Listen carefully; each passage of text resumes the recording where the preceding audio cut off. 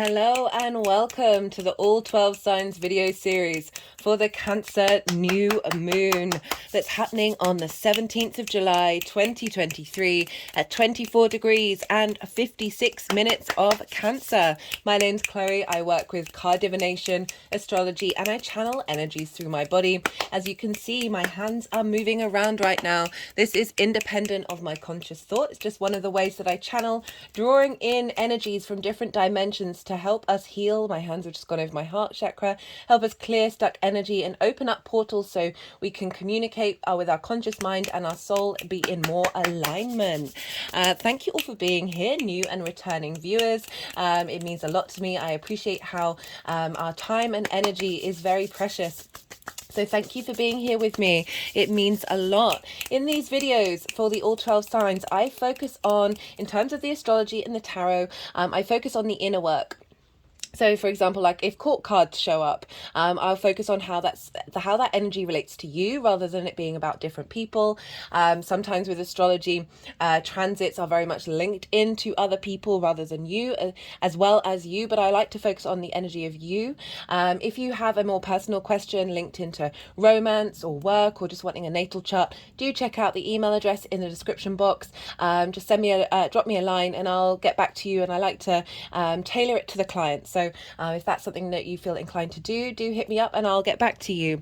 But I focus on the inner work, because that is the most consistent thing across the board with all of us. Not all of us are looking for work or a change in work or looking for romance or understanding what's going on with that. But you are the most consistent thing. The more that we peel back the onion layers, peel back the trauma responses, limiting beliefs, be mindful of our thoughts, emotions, feelings, all of those, the physical senses, how our soul wants to vibrate, the more that we get in connection with that root, that soul of who we are, get in touch with our deep integrity that isn't based off of unmet needs or trauma responses, the more that we integrate and find peace and love with every situation, rather than fear and anxiety, but also really enjoying those experiences and those emotions at the same time. This isn't about rejection, this is about integration. The more that we integrate, the more we get in alignment with our true vibrational frequency, that our true song that we are here to sing. My hands have just gone over my throat chakra. That was very much a key thing in the collective reading. I really recommend checking out that reading because I'm not going to be really in my usual readings. I try and bring something in with each introduction for each of the all 12 signs. I'm not going to be doing that.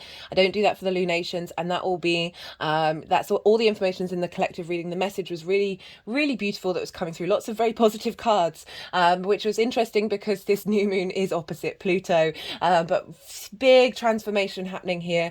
This new moon, around the time of the new moon, the nodes are changing signs. We're going to have an opposition with Mars and Saturn a couple of days later, and then we're going to have the Venus retrograde. She's going to kickstart her retrograde. So this new moon just before all of this very intense energy is kickstarting this growth and journey of how we connect to our emotional body on a personal level. It's a very, very potent moon because the moon rules Cancer, and therefore the energy stops there with the moon being in Cancer, the dominant energy of our personal emotional experience. I like to provide as much context as possible, have all the cards on the table. The more that I bring in the astrology, the divination, the energy work, even if it's working on the subtle energetic level and doesn't necessarily make sense at the time, all of this is combining to help you have all the information that we can engage with. Obviously there's obviously countless millions of versions and layers that will be very personal to you, but the more we sort of have a general idea, we can make informed autonomous decisions about how we work with this energy. And there may be difficult energies that show up. Take a step back, get some perspective, and then we start to co-create, and that's the name of the game with this channel, to help us discover and understand ourselves, and then be able to be open to the possibilities of the universe, without necessarily getting knocked off our perch, and being more in flow with the cosmic waves.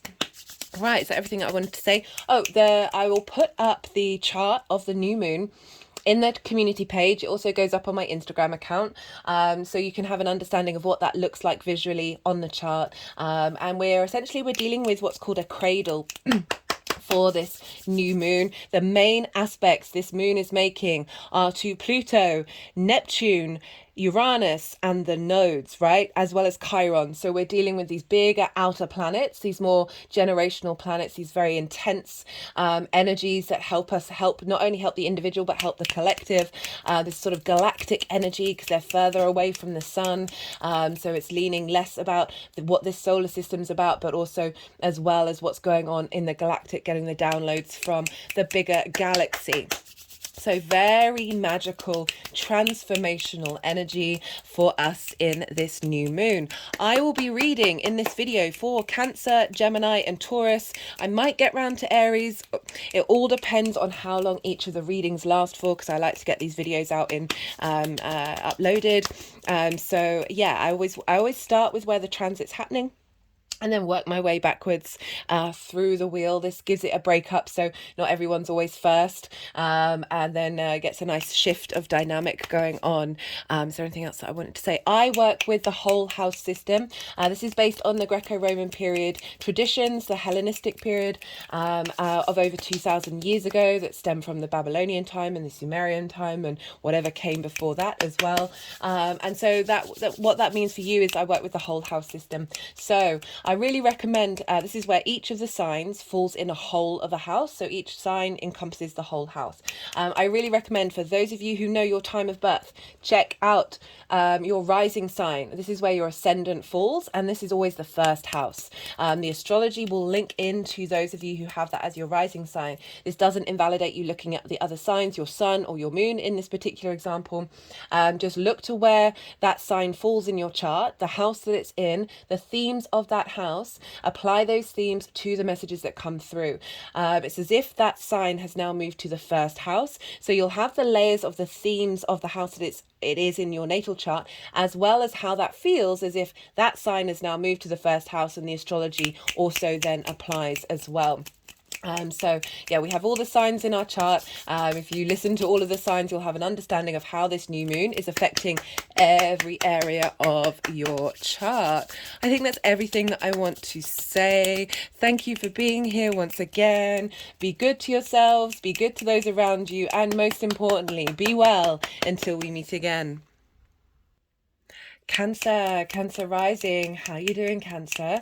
As I said in the introduction, for those of you checking into the Cancer energy and it's not your rising sign, look to where Cancer falls in your chart, the house that it's in, the themes of that house, and apply those themes to the messages that come through. It's as if that Cancer energy has now moved to the first house. So you had the added layer of the themes of the house it originally is in your natal chart, as well as how that Cancer energy is being interpreted as if it's moved to the first house. So take what resonates and leave what doesn't.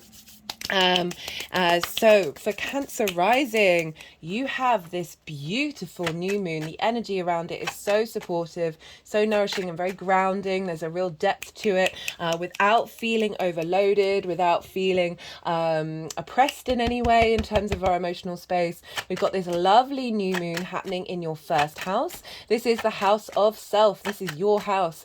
This is how you embody your sun or your moon, depending if you've got a day or a night chart, in your actions and your deeds. It's the lens in which your sun or moon is translated in your actions. It's your character, it's your appearance, it's your body. It's often how other people see you. So you've got a lovely new moon happening here, a reboot of your sense of self, a reboot of how you embody your sun or your moon in your actions and your deeds. And so we're really getting this beautiful connection with the truth of your intuition, with the root of your emotional responses.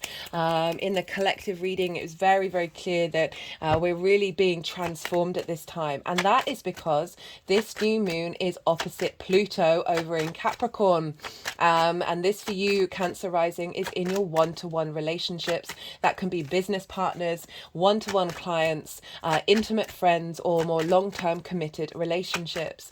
And we have this opposition between the two. So we're digging deep into potential power struggles or control or obsession that may have come up with the 7th house, and we're able to transform that energy that may have bound our emotional responses and our trauma responses to situations when it comes to one-to-one relationships. And we're now able to like dig up the gems, the jewels, the minerals from the earth. You know, Pluto's very much linked into sort of mining, of like going under the earth where the ancestors were, of being able to then find just like this true magnetism in your legacy of Capricorn, that collective earth sign, and how you're able to embody it via your intuition. So Cancer risings, very sensitive energy, the need to nourish and support others in your actions and your deeds. Always remember to nourish and support yourself, and not let that get neglected. And this new moon feels very potent in terms of us being more at peace with our emotional journey. It's not about shaming or rejecting emotion. It's about holding space for it and being playful and acknowledging you have the capacity of feeling more than one emotion at once. And through that, you can find a sense of inner peace. It's not, these things flow through you. As you are ruled by the moon, the lunations are what is one of your rulers of your chart. And so this has a big dominance in how you embody yourself. So all the lunations are always going to have a little bit more of an impact on you, Cancer, than other signs in terms of how you embody yourself. Really being able to be in alignment with the truth of your intuition. So I talked in the collective reading about sometimes our intuition can come out a bit, it's got to go through a labyrinth of trauma responses and limiting beliefs, and then part of it might be right, but it might be distorted in relation to your unmet needs and your unmet responses. And the things that, you know, those trauma responses that actually feel really comfortable. This is a great time of sitting with these energies and letting them shift and walking into a new paradigm, and being able to find a bit more play in the way that we engage with our emotional body. I'm going to be pulling cards for like what we've sort of let go leading up to this new moon, what this new moon energy is looking like, and then how this energy is going to manifest moving forward. So this is part of a whole 6-month cycle till the Cancer full moon. We're not getting one in 2023. We'll have the full moon in 2024. And so we've got a little while to cultivate this new instigation of our intuition, this new ability to understand the root of our core needs, the root of why and how we nourish others and nourish ourselves, and getting that more into flow and harmony rather than an overbearing nourishment and over needing to facilitate and fix, and being in a bit more harmony. The High Priestess came up in the collective reading, and she very much lets things be drawn towards her. It's not about taking action. It's not about planning. It's not about getting a little bit obsessive in the way that we nourish others. This is really marking a shift in order for allowing our emotions to sing the songs they need to sing, and then finding a harmony, finding a choir of all those different emotions within us that are really allowing the self of the universe being able to express itself in our individual form. So this marks a shift in how you nourish your body, how you nourish your appearance, finding that you're able to tap into a new wealth of intuition that is you're able to then embody it in your actions and your deeds. Perhaps even through your intuition, you're able to provide support for yourself and for others with a lot more ease and a lot more grace, deep transformational healing with this Pluto opposition. We also have the other main aspects are with Uranus in Taurus, which for you is in your 11th house of hopes and dreams, friends, groups and alliances.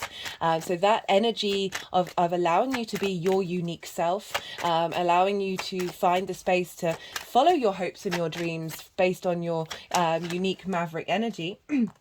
And that creative energy is feeding into this new moon of like really getting an attunement with your physical senses of which direction to go in and how you embody yourself to be in alignment with your hopes and your dreams. We've also got this with Pisces Neptune is over in Pisces, trining this new moon. So that's your how you map yourself out in the world. That's your perspectives, getting a boost from Neptune of being able to draw them into your embodiment of self. And then that is that Neptune is sextiling Pluto over in your 7th house of, okay, how do we get our one-to-one relationships in alignment with how our philosophies, our ethics, our morals, our connection with spirituality, our ability to bring this idealistic understanding, this magical, mystical way of engaging with one-to-one dynamics that are facilitating your ability to embody yourself truly and deeply at the fundamental nature of Cancer, of that personal intuition, of being able to feel comfortable in yourself as well, and not necessarily seeking that from outside sources.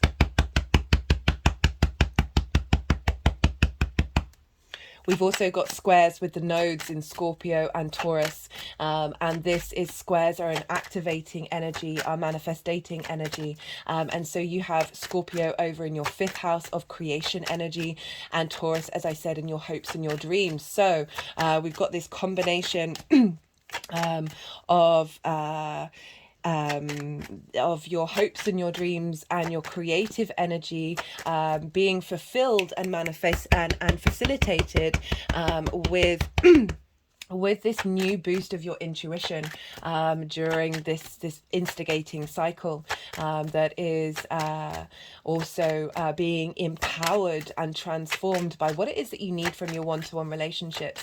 Where are they showing up for you that is actually facilitating your journey as well as theirs as well? So your ability to communicate with one-to-one relationships from a deep intensity based on and transformative magnetic power of how you embody yourself.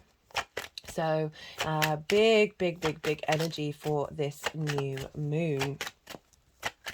And a couple of days afterwards, we're going to have Mars opposite Saturn. Mars will be in Virgo, which for you is in your 3rd house of communication, your local environment, opposite Pisces, over in your 9th house of how you see yourself. This is you being able to find the details and motivation of your hello, High Priestess.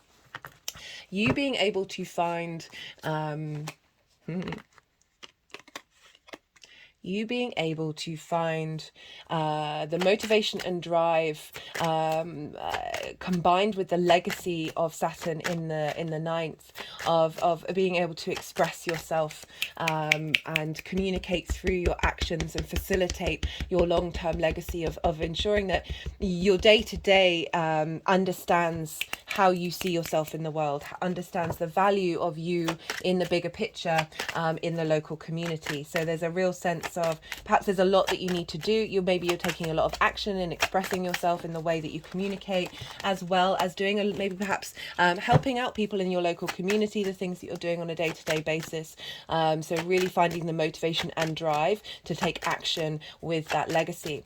A couple of days after that is when Venus is going to go retrograde on the 22nd or 23rd of July. I've done a Venus transit video. I really recommend both that, the Saturn in Pisces transit video, and the Jupiter in Taurus, because all of those are playing a really important part of the next part of the summer cycle. And this new moon is activating a lot of what those transits represent and help instigate our ability to work with our intuition during this time of retrograde motion.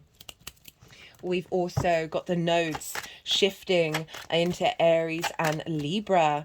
And for you, Cancer, you have Aries in your 10th house and Libra in your 4th house. So these are moving into angular houses. I will be doing another transit video, but this energy, this very potent shift is happening. It depends how you calculate the nodes, but it's either happening just before or just after when this new moon is exact. So that energy is very, very potent of your career and life purpose, getting that in balance and refining your home life and what it is that you need from it.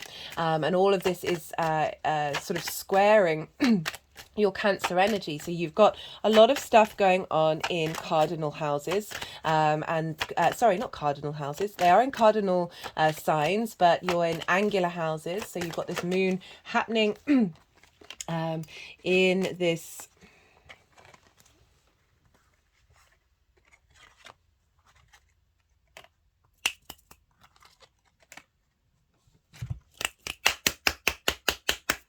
Sorry, my brain goes quite quiet when the energies start moving the cards around, because I just sort of go do and let them do what it is that they need to do. That you've got so you've got the new moon happening in an angular house, which is the first house, first, fourth, seventh, and 10th.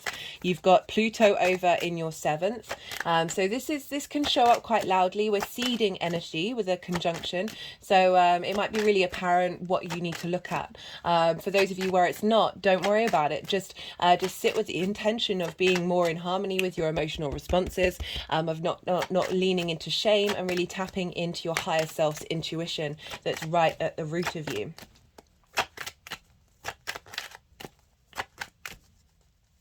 Yeah, so there's lots going on.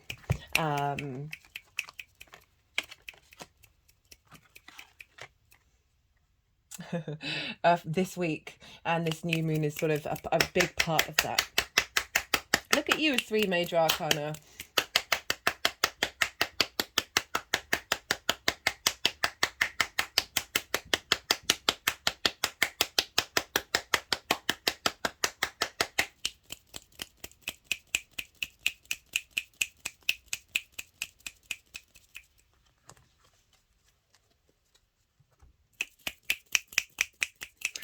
Okay, I think that might be all the cards that want to come out.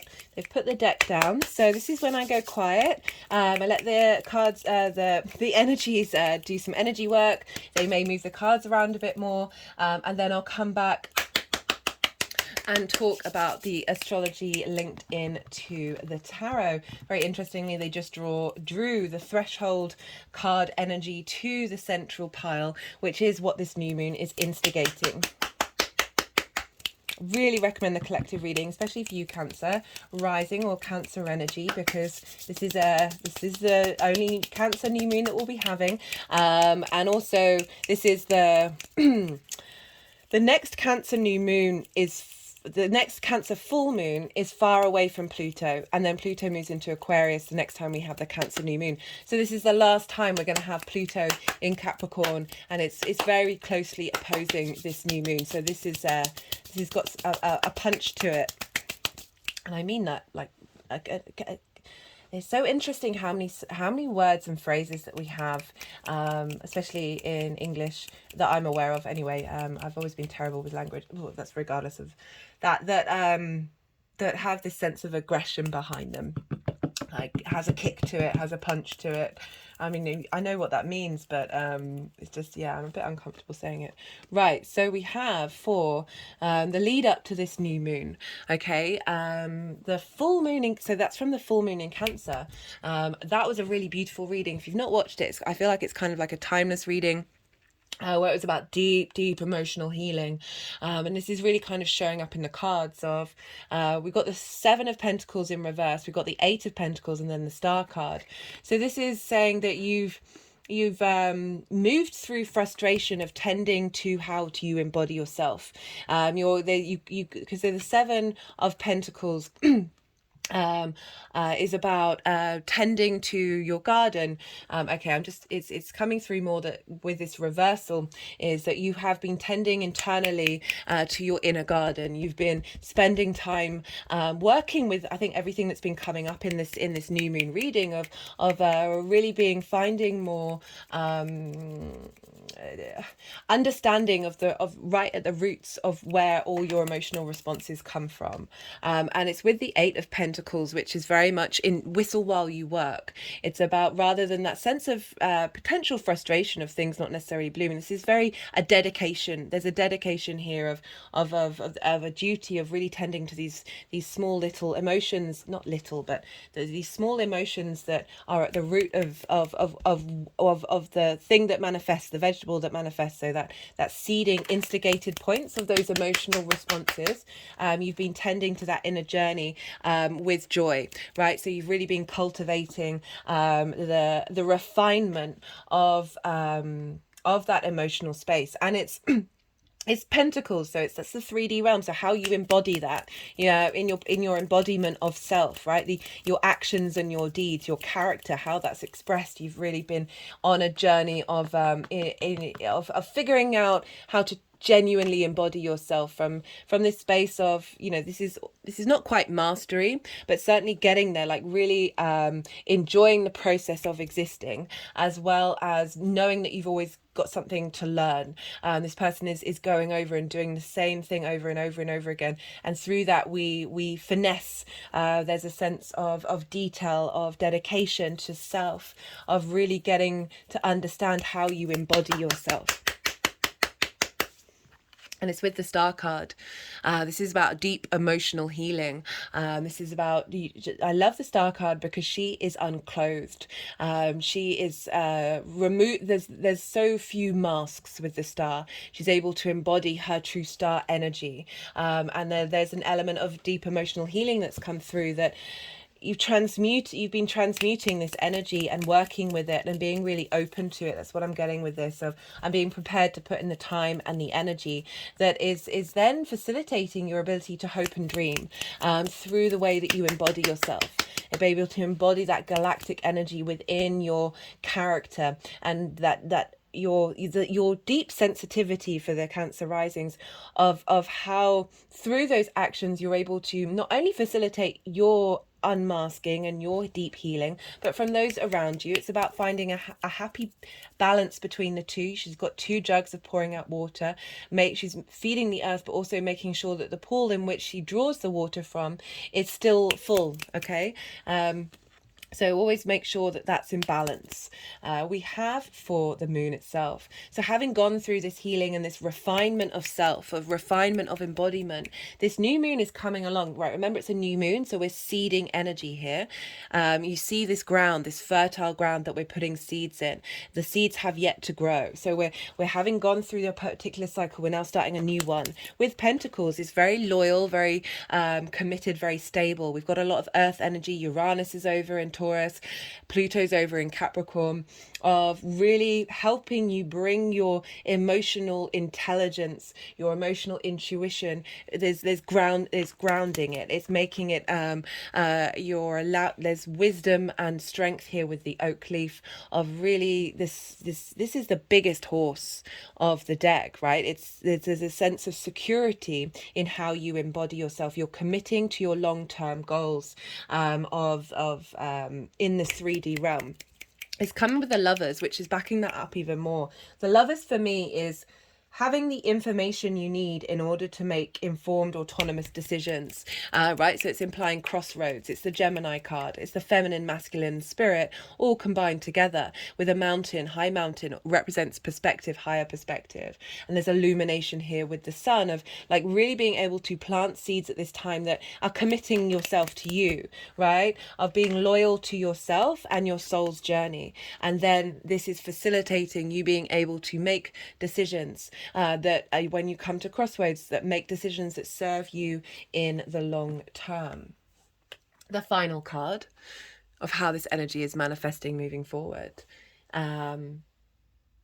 So, I mean, this was one of the key cards that came up in the collective reading. This is intuition. This is the moon card.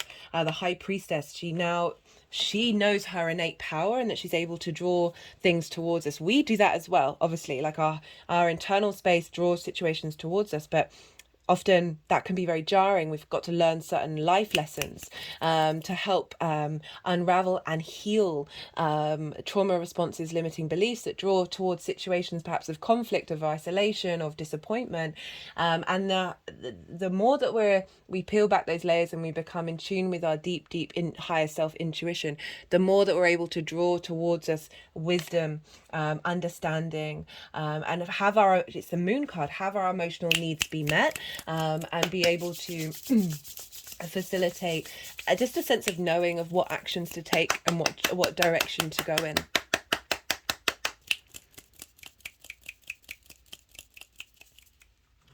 And if you link that back to Uranus with your hopes and your dreams, Neptune in how you see yourself in the world, and understanding the depths of what you need from those one-to-one relationships, that combination of energy is feeding into this new moon, of really having a broader perspective and a personal perspective of what is serving us in the long term, and then through your intuition will be very readily available in your actions and your deeds. Like it's a lack of second guessing yourself.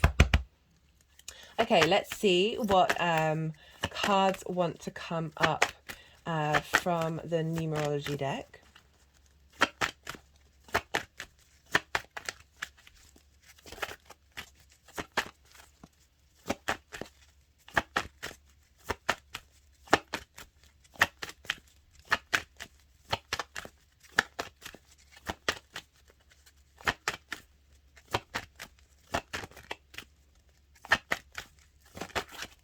Okay, maybe no, they're not wanting from that one. Let me go with the First Light Tarot and see what wants to come up.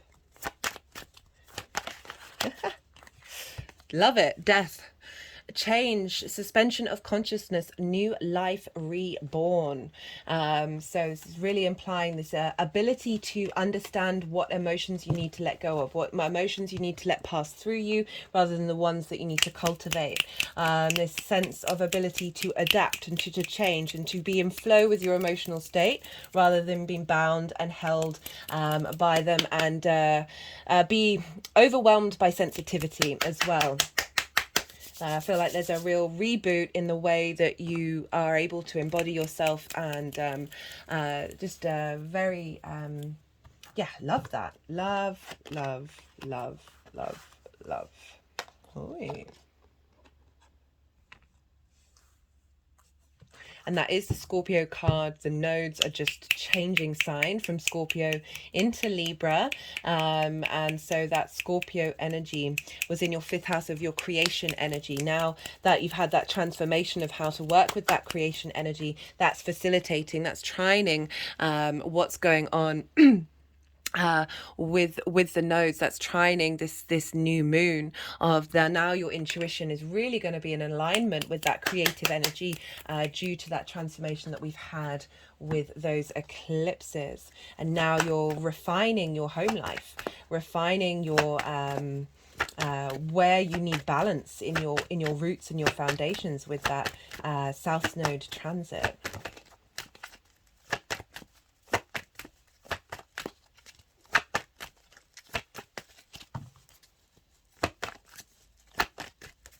Final card for Cancer.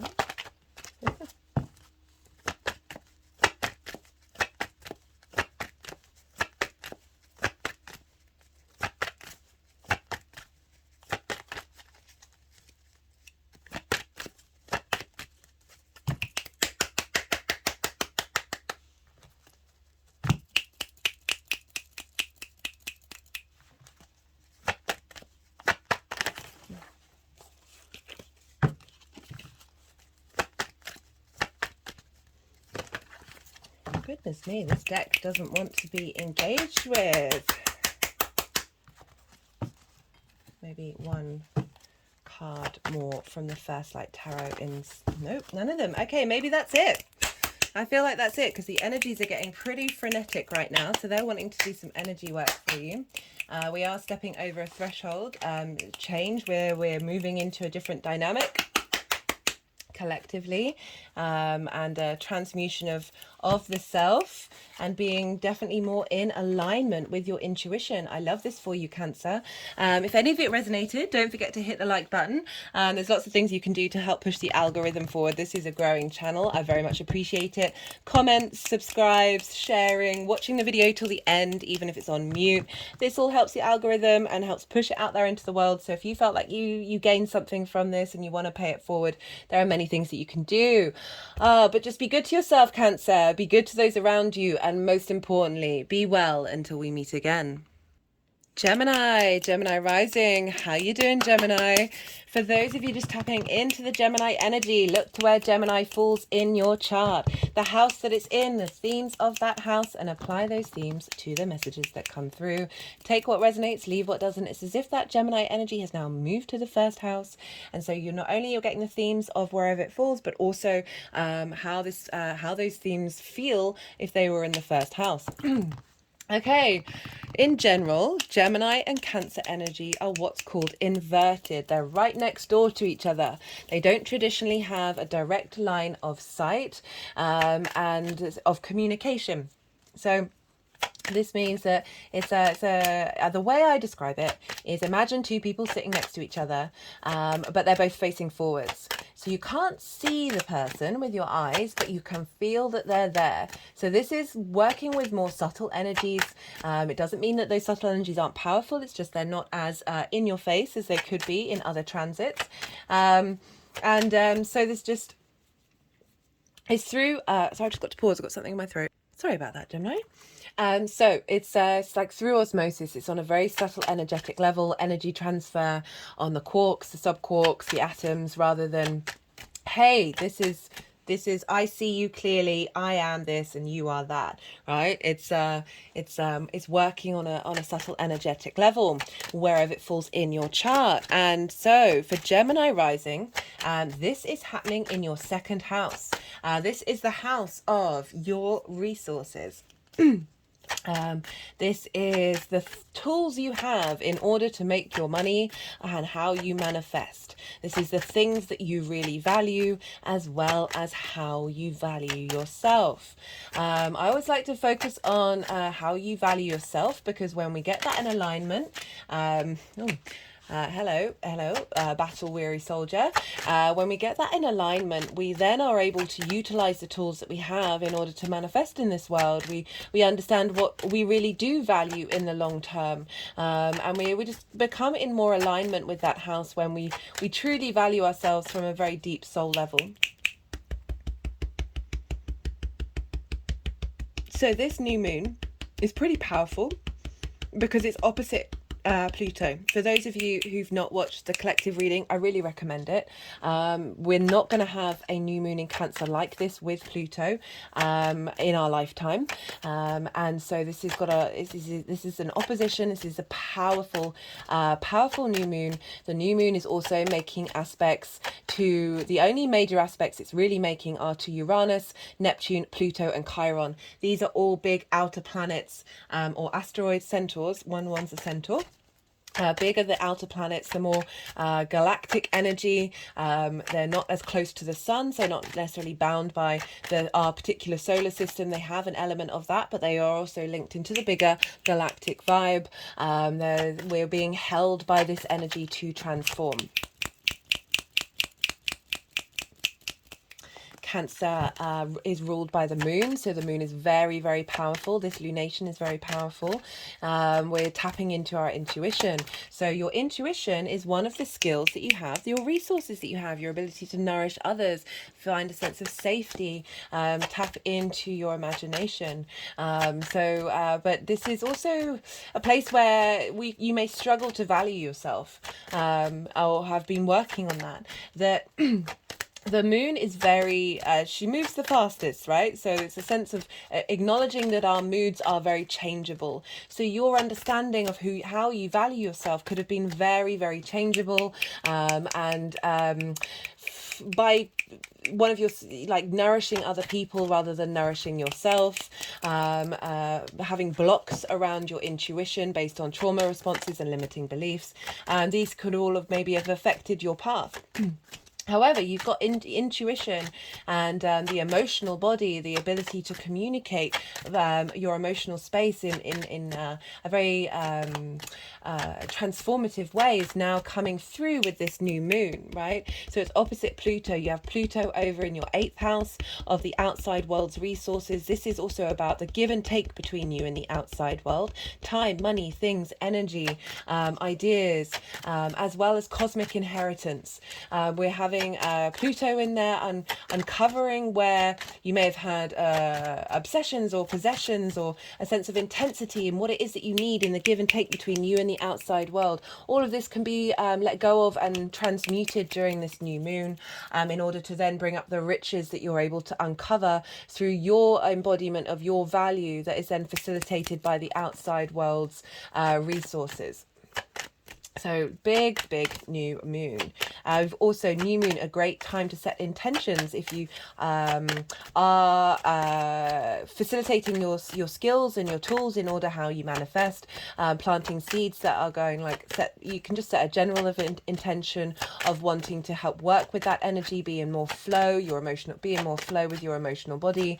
Also, Cancer can need safety and security of reevaluating what that means to you and trying to bring that inward as a resource rather than seeking that from the outside world resources. That could be very much something that comes into balance with this new moon. We're seeding intentions for the next 6-month cycle. We're getting a big boost from Uranus over in Taurus in your 12th house of your hidden house, your house of mysteries and magic, helping revamp how you your trauma responses and your limiting beliefs that may have been blocking you in accessing the magic of your individual form, feeding into this new moon of how you value yourself, making sure we're setting new intentions for that, coming from a place of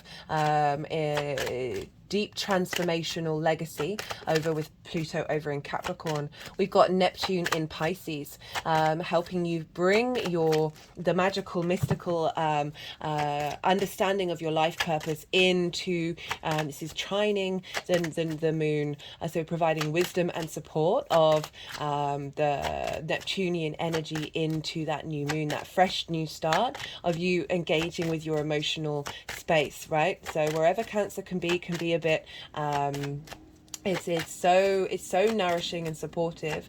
It may be that we're also clearing out mothering tendencies that may have blocked our ability to value ourselves because we might have been prioritizing this energy of nourishing, and it can be an overbearing energy with Cancer of wanting to provide support and advice at all times, and you then sacrifice your inner nourishment, and this can be a really good time of reevaluating that and setting that free. Look to where your moon is in your chart. I forgot to say that for Cancer. Look to where your moon is in your chart, because you can get a flavor of personal flavor of how this moon is showing up for you, because wherever your moon is and the sign that it's in and the house that it's in and the themes of those houses can show up for you during this new moon, or at least put intentions linked into where your moon is into this new moon. So that can be a really great thing to engage with outside of a more general reading, that helps you understand, okay, what do I want from this moon? You don't have to want anything. Sometimes just sitting with your emotional body can be a really wonderful thing to do on a new moon in Cancer, and just tap into the ebb and flow and try and be at peace with it, and you don't necessarily have to have like really rigid intentions, like really being open to this very sort of cosmic energy coming through that's holding us and rebirthing us. We've got the threshold energy that we're coming out the other side of, being able to really appreciate the fact that we are multifaceted emotional beings, that we have the capacity to hold space for all emotions at once. We can both find the humor in something as well as the tragedy, like really being able to be in balance with that, rather than this sense of overwhelm.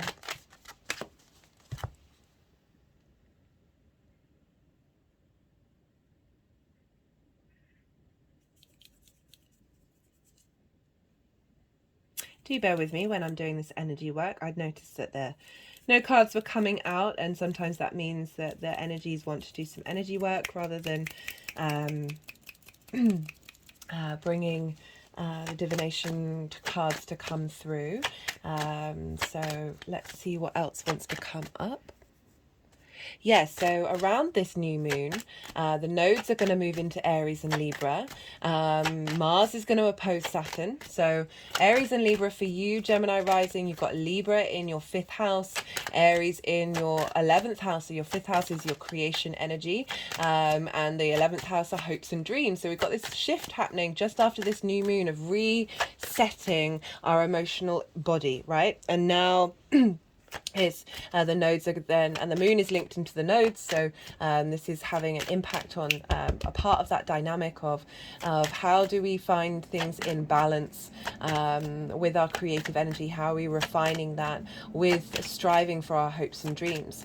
And also all the Capricorn and Cancer moons over the next 18 months after this transit, they're all going to be squaring those eclipses. And so I often find the eclipses instigate something, whether that's a new beginning or a new ending, and then the squares, so when we have energy in Cancer and Capricorn, this is going to sort of activate what those eclipses are, how those eclipses are showing up for us. So this is the the first moon in Cancer that we're going to have that isn't fully being governed by an eclipse, although it is off the bat of that hybrid eclipse we had in Aries. So I kind of take that back, actually, that this is an instigating new moon off the bat of that hybrid eclipse in Aries that helped instigate a soul integration. Now how are we connecting to those souls on an emotional level?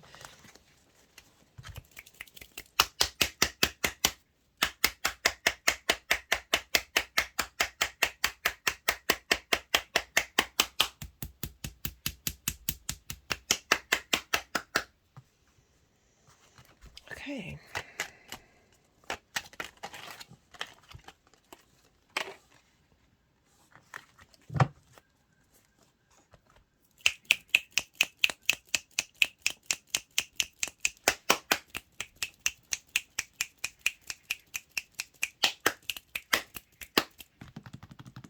Speaking of Libra, yeah, then we're going to have the Mars opposite Saturn. So Mars is going to move into your 4th house, opposite Saturn in your 10th. So Mars is going to help you find an understanding of your motivation and drive on your roots and foundations. Perhaps you're doing a lot of work in your home space or your private life that is facilitating the Saturn legacy in Pisces of your career and your life purpose. So that's going to happen a couple of days after this new moon, off the bat of this reboot. And then we're going to have the Venus retrograde start on the 22nd of July. And you have Leo over in your 3rd house of communication.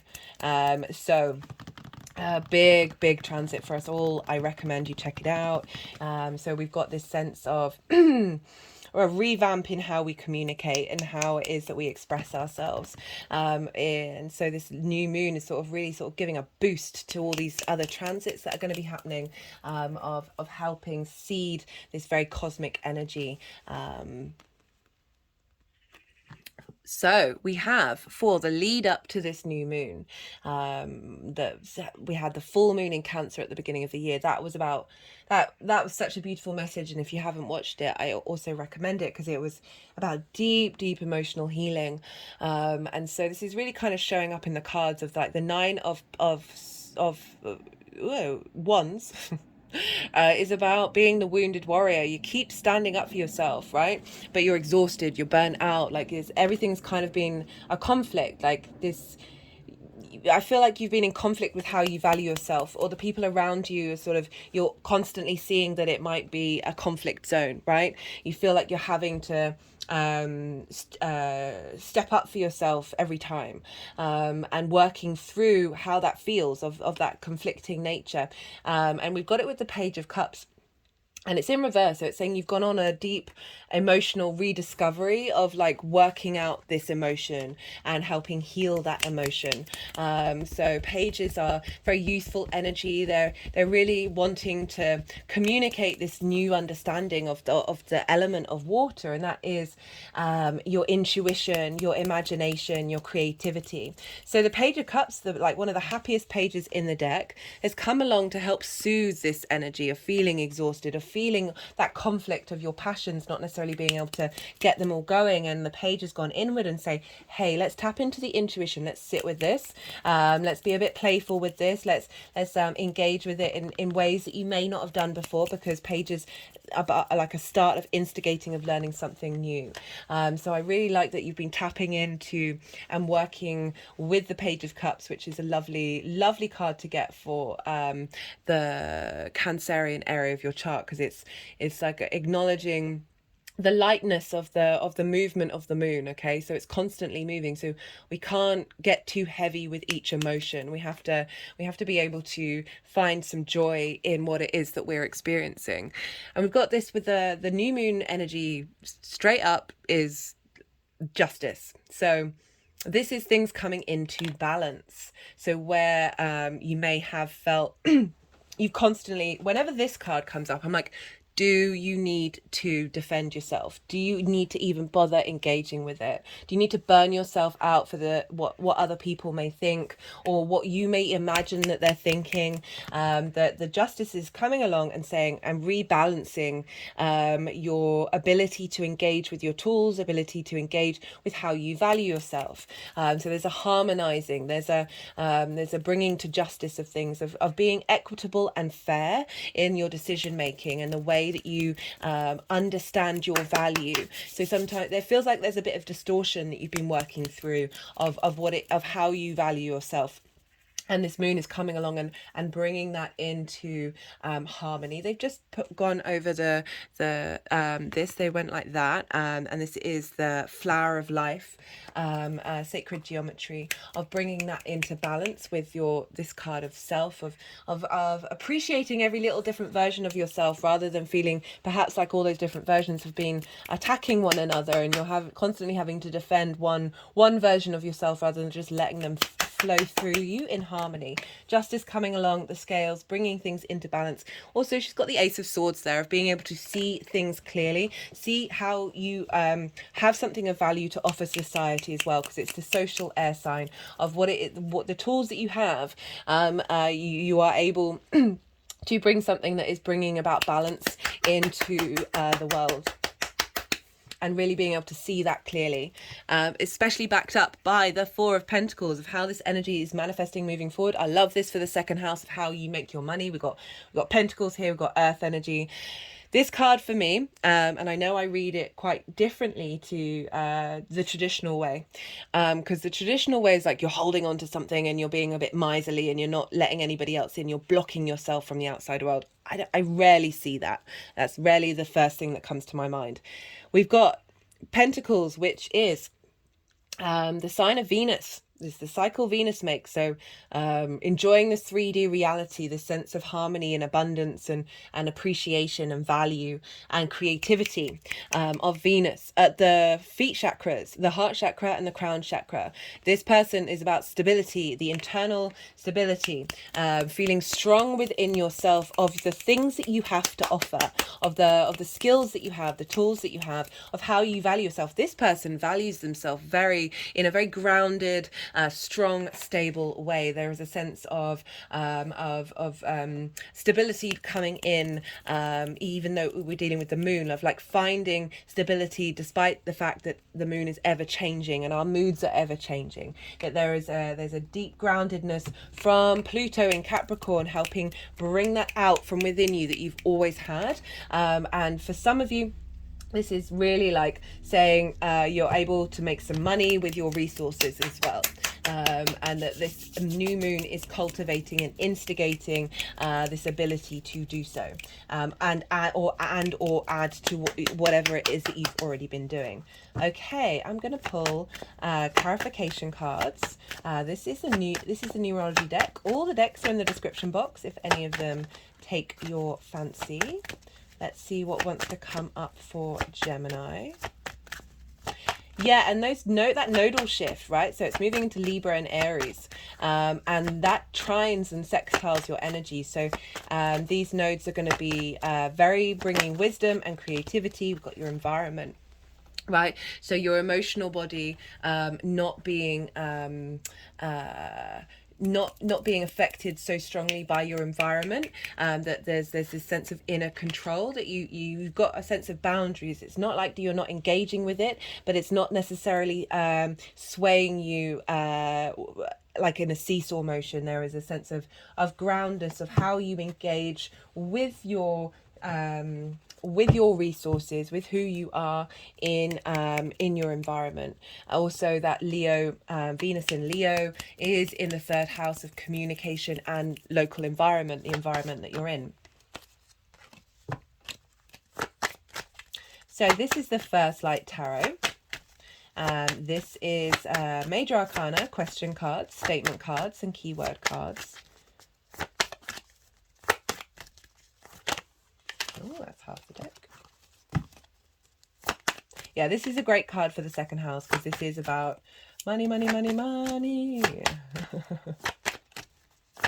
Or at least material safety as well. It's not that I'm suggesting you need, right, I'd rather focus that on like you finding internal structure and internal safety in this 3D world.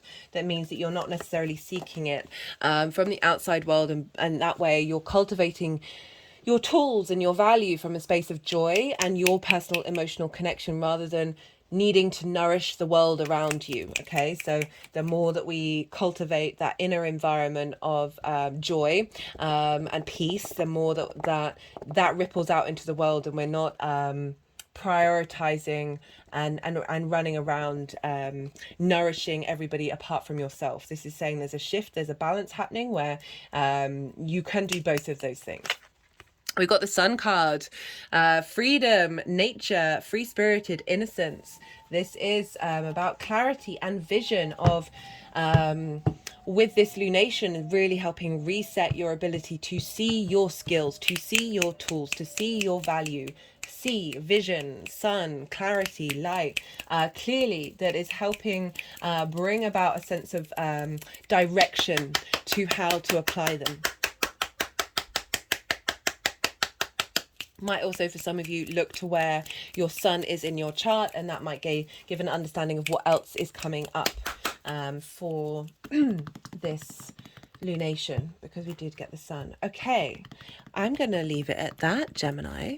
If you resonated with this, there are lots of things that you can do. You can hit that like button, leave a comment, watch the video till the end, even if it's on mute. There's lots of things you can do to help push that energy of if you feel empowered, or if you gained a little perspective, push that out into the world. It helps the algorithm. This is a growing channel, so any interaction really helps the algorithm go, hey, let's push this out into the world, and then other people will be able to access it in the way that you may have done.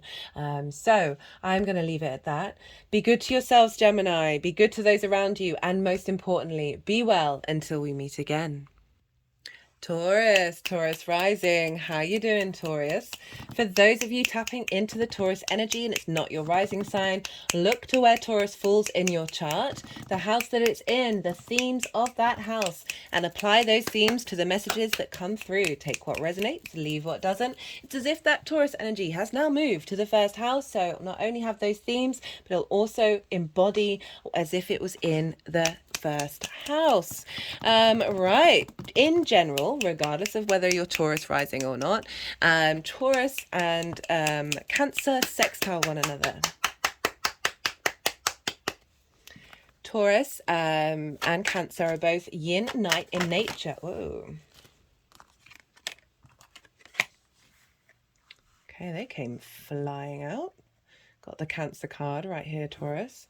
So they're yin night in nature, and so they're the same element of how they express themselves. But it's an aspect of Venus is sextile. So they want it. So it's about brainstorming. So they're different modalities and they're different elements, but they're both yin night in nature. And so this is about, there's a sense of harmony, there's an understanding, but it's also like working with somebody who works in a different way, but you've got something in common with them. So when you can start brainstorming and getting creative, there's a sense of appreciation and value, a sense of love and a harmonizing, of pleasure, of connection, because we're dealing with Venus here. And you have Cancer over Taurus rising. You have Cancer in your third house. This is the house of the goddess. The moon is in her joy in the third house. So it's her favorite place to be. This is about your communication. This is about your environment, the places that you go, the people that you see on a regular basis. It's also about learning something new for the first time, short distance travel. But I like to focus on, the fact that it's the house of the goddess. So this is, the fact that the moon finds her joy here is acknowledging that our environment has variables, but there's also a consistency. The way that we communicate, it's about doing things on a regular basis. It's not necessarily routine. That's over in the sixth house, or at least that's how your routines need to be facilitated. And then the third house is how it actually gets put down on a day-to-day basis. And it's the house of the goddess. So this is opposite the ninth house, the house of the gods. So that's where Pluto is, over in your ninth house of perspectives, right? This is your morals, your ethics, your philosophies, your connection to book, religion, spirituality, nature, science, whatever it is that's something bigger than you, that you are mapping yourself out in this universe with, right? Why do you exist? What it is that you want to see in the world, all of these things. And so Pluto is there helping transform the wisdom that you have deep in how you map yourself out in the world.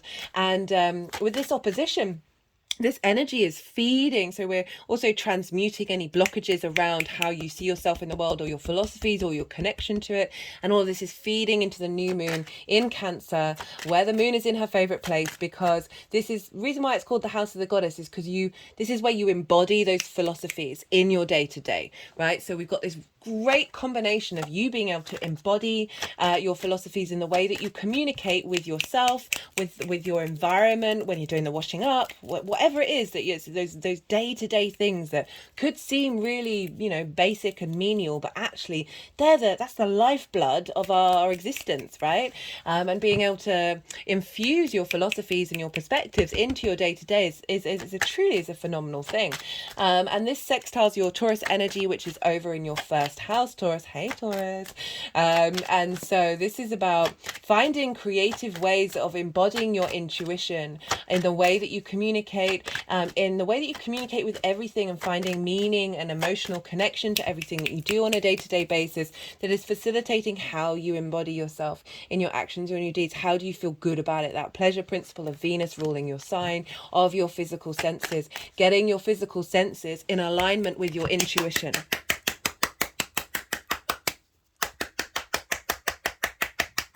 Based on your higher perspectives. We've also got, this is sextiling Uranus, that's been in your sign for a while now. So you're probably quite comfortable with that transit of Uranus. Wants you to be your individual self. It's moving through your first house. I'm very jealous of this transit. This is a phenomenal thing to happen. Yes, it may have been disruptive, but now we've got a sextile between Uranus of you wanting you to embody your individual self and not care about what your environment says about that, what your local community says about that, and you being able to walk free in your full embodiment of self. Okay, and that is also sextiling Neptune, and Neptune is over in Pisces, which is trining this new moon. So we've got sextiles and trines. Trines are an aspect of Jupiter. Check out the collective reading. I really do recommend it, because I'm not going into the full details, and the message that came through was so positive. It had me laughing. That we're walking into another dimension. This is the threshold card here, because the main aspects that this moon is making are with Pluto, Uranus, and Neptune, and Chiron. Okay, so these are all the further out planets. They're closer to the galaxy than they, as well as being in the solar system. So they're further out planets. They have a lot of magic and galactic energy linked into them.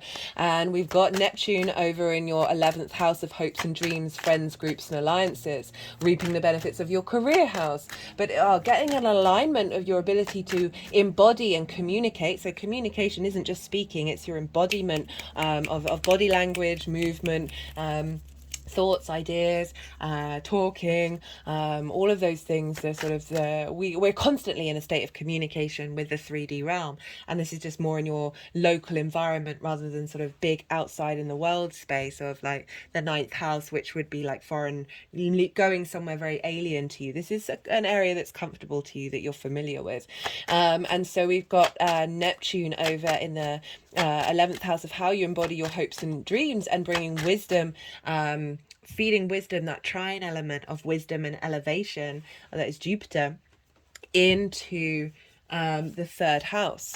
So really bringing able that sort of fantasy, mystical, idealistic, multiple possibilities into of your hopes and your dreams, finding wisdom of then how you embody that in the way that you communicate on your day-to-day basis. So, and also all in alignment with Pluto over in your ninth, of transforming and finding the truth of who you are in this universe. Look to where your moon is in your natal chart, because that will add on, as well as your sun, but in particular your moon, that will add on a flavor wherever the moon, whatever sign the moon is in and the house that it's in, or that will add on a flavor of how this is personally going to show up for you. So that can just help you muse on that it makes it a bit more personal rather than the general readings here. We've got a lot going on following this new moon. So like if we 2 hours after this, the nodes are going to move signs for the next 18 months. 3 days after this, Mars is going to oppose Saturn. So the nodes, right, let me just go back to the nodes. The nodes are going to move into Aries and Libra.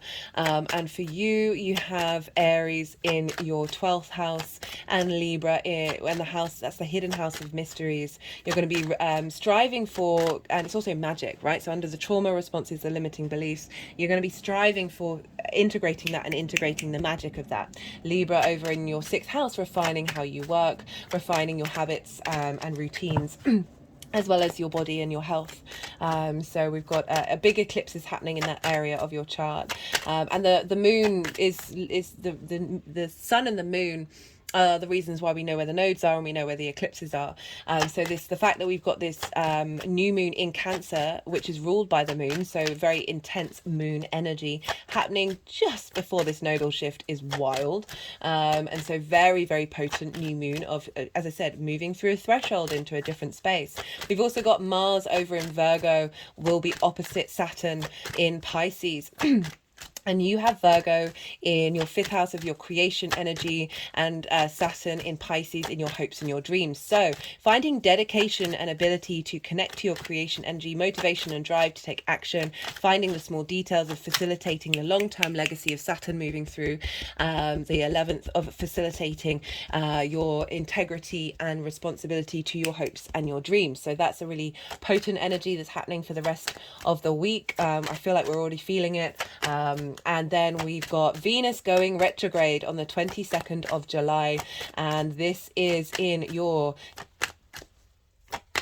my brain just went blank. 4th house of home, roots and foundations, ancestors, lineage, parents, roof over your head, and private life.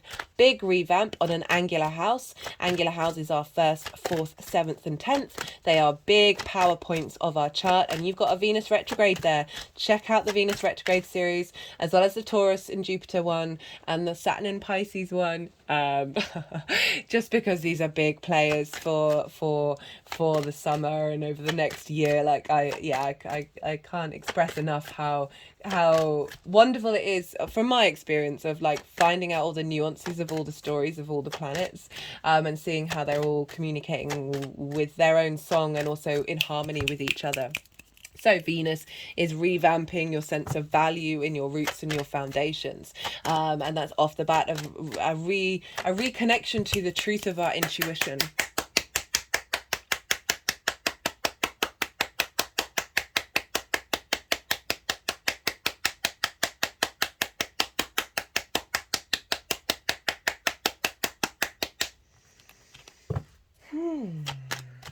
Yeah, there's a lot going on this week, and yeah, this new moon, I can't remember if I said in this one, I do apologize, Taurus, that we aren't going to have a new moon in Cancer with Pluto in opposition in this way. This is the last time in our lifetime, and Pluto does represent deep, intense energy, and we're clearing out blockages and also finding the wisdom and the gold in Pluto, finding the magic. I'm really getting the collective reading was so lovely, like so many, like the 10 of Cups, 9 of Cups, High Priestess, like King of Pentacles. Like it was all kind of like, okay, so this moon is genuinely holding us. It's in a cradle.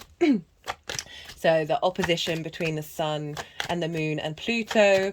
And then we've got sextiles from Pluto to Neptune to Uranus, and then Uranus to the sun and the moon. And so, and then there's trines between Pluto and Uranus, as well as, I forgot to mention that in the collective reading, as well as a trine between Neptune and the sun and the moon. So this is all very supportive energy that is free flowing, really wanting to help us out, very creative and inspirational energy, as well as all the squares to the nodes.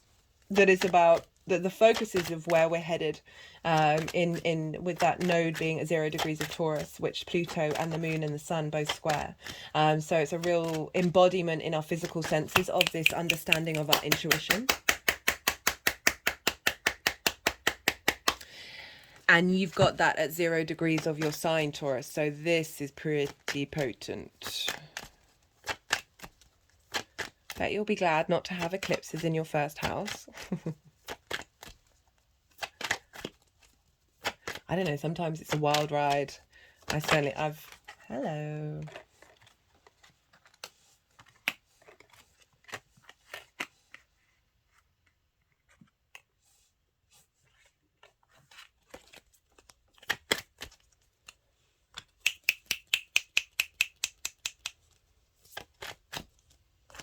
Okay, nope, we're done, I think. Okay, I'm going to go a little quiet. They're going to want to do some energy work. I don't think they're going to want to move the cards around, but they may do. So do bear with me. Just had loads of information, sitting with intentions of how you want to respond to your emotional body, how you want to cultivate a loving relationship with your intuition, a loving relationship with how you emotionally connect to your environment. I mean, all of these things, you know, whatever. I don't like to sort of guide people too much because it's a very personal experience to you about what it is that you need. Whether you're watching this after the event, and that it doesn't matter whether you set intentions or not. I really do feel like our higher creator self is very much able to help us navigate these things when we might not be very consciously aware of it. And this is a very potent new moon. Okay, so. Okay, they're wanting to mess around with the cards.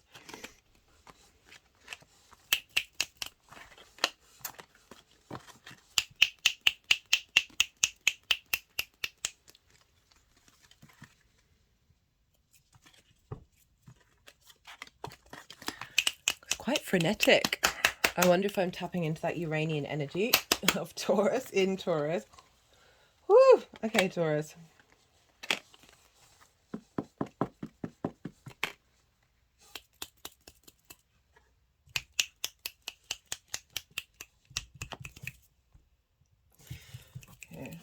They're being wild. There's honestly, I feel like a whole load of electricity is running through my body right now.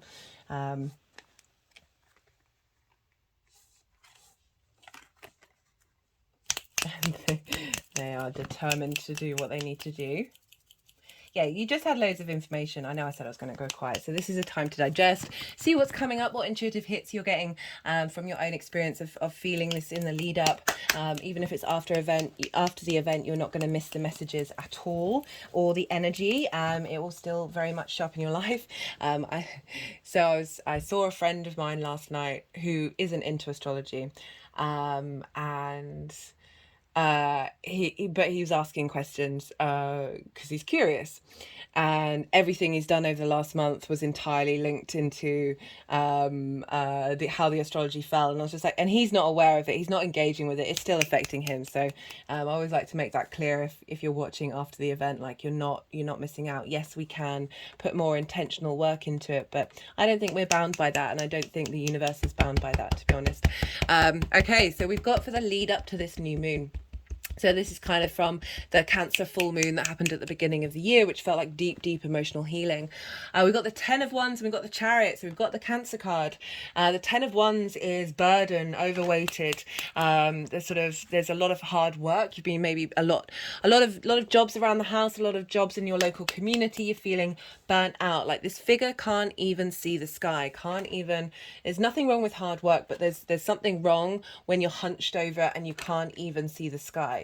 July. So the Chariot coming along and this is saying we're clearing the decks. Okay, you've now, the Chariot embodies so it has the Magician's wand, the moons of the High Priestess, the background of the Emperor, the crown of the Empress, as well as the Spirit and the Lingam and the Yoni representing the feminine and the masculine of the Lover's card. The Chariot is all about knowing you have the resources you need within you, knowing you have the resources around you. There are stars in the canopy, there are astrological symbols, and being able to move through this world with flow. You see here, they don't even have reins to guide the yin and the yang sphinxes, this sense of balance. There's a lot of command here, but it's not about control. It's about being in flow with your emotional state, and it's also about victory, of like moving to a space of victory. So you've been clearing a lot of burdens. These may have been burdens about the way that you've been able to express yourself, or burdens coming up in your local environment that you've just felt quite weighed down, and there's been a blockage. There's been a blockage. You haven't even been able to stand up straight and really tap in and give yourself a moment of breath. And the Chariot's come along and saying, hey, I've been working on this. I've been clearing it. I understand what's going on. I know the resources and the strengths that I have within me. The Chariot's one of the fastest moving cards in the deck, so it's implying that you have shifted this dynamic. You have been working and facilitating on you being able to not see your intuition in the way that you speak, because I can imagine with the third house of having the moon there, of having Cancer there, of being very aware of other people's emotional needs and what they need, the nourishment, like being able to pick up on it. And that may have felt very heavy, that you're taking on a lot of other people's needs and other people's responsibilities. And the Chariot card is saying you've strengthened your ability to work with that it's no longer burdening you, but you have the capacity to move through it with ease. You're like, this isn't necessarily about everything in your life going right, but being able to move through it energetically with ease. And it's making me think about you being able to be more in command of what energetic influence is affecting your personal experience. The energy of this moon itself. We've got the Three of Swords in reverse, and we've got the World card. So this is a Three of Swords in reverse, is saying a clearing out of inner heart blockages, a completion of a cycle of what may be heartbreak. This doesn't just have to be about romantic. Sorry, they're just sort of doing movement around my heart chakra. That's why my hand is moving. This blockages around your ability to express your heart's emotional needs.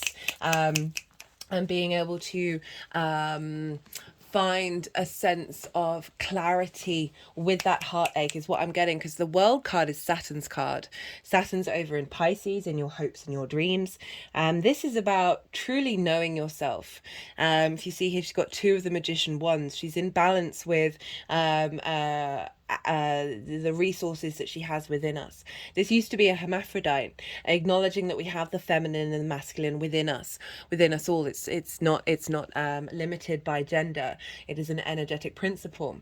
And the more that we understand and we know ourselves, those core integral parts of us, and I really feel this is coming through with that moon in Cancer, helping you, like, you're going to be able, this is seeding an energy that is facilitating your ability to move through the world from your higher self's intuition, from your soul's intuition through the world. Because with the World card, it's this sense of completion, of understanding self. And when we do that, the world opens up to us. We see here, there is a wreath representing celebration and success, but it's also a boundary in sense of the more that you know yourself, the less boundaries that you need.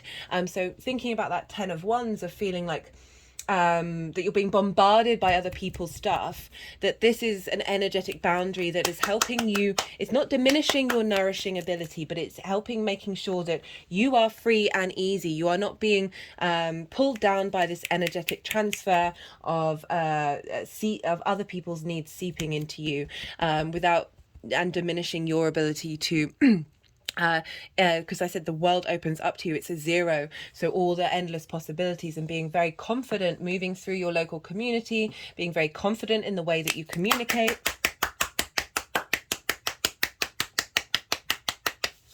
All the eclipses we're going to have in Aries and Libra are going to be squaring Capricorn and Cancer. So we've got this combination, and so with those that squares, those moons that happen squaring the eclipses tend to show up quite loudly. So you're going to have moons in Cancer and Capricorn that is facilitating this initial burst, also making me reminding me of about Pluto being over in your ninth house of of perspectives, and also about foreign travel as well. So for some of you, this might be instigating a new desire to explore out in the world. Could very much be a thing, but also really going to bring the intensity and the strength and power of how you understand yourself in the world based on long-term legacy that is pouring into the way that you communicate. That is then, you know, you are embodying yourself, not even just in the day-to-day, but bringing those perspectives in through your embodiment, and so you're able just to move with a bit more grace and ease. And it's doubled and tripled up by the fact that the energies moving forward are the sun, vitality, joy, vision, direction, finding strength, and like wherever the sun is gives us a vitality. Okay, so rather than this burnt out, drained, exhaustion energy of the 10 of Wands, now we're finding joy and clarity and vision. We're getting vitality fed into the way that you understand your intuition and how you nourish yourself and those around you, and that key emotional there's clarity around your emotional responses and being able to express them. Love this for you, Taurus. Okay, let's see. Whoa, pride. So this is pride in who you are. The pride isn't a bad thing. Stepping over that and really being very confident and prideful in the way that you communicate. So like I spend half my time in my head criticizing the way that I'm communicating. I'm constantly noticing all the and all the or the fact that I very much go around the houses. I can bring up 5 different points in a row, and then like weave and round back to them. Like it's not a very linear time frame in the way that I communicate. The fact that I then apologize or I criticize myself on this channel, or it's not even just on this channel, it's all the time, that this is saying there's a confidence coming in. So if that's something you suffer from, the moon moves the fastest, right? So it's ebb and flow, this shift and change in the way that you communicate. There's something really stable coming in, and you feeling really confident in the way that you express yourself. They wanted to put it with the threshold card. These cards came up in the collective reading. The message is super powerful. I really recommend it. Look at the bottom of the deck. Communication. I like this.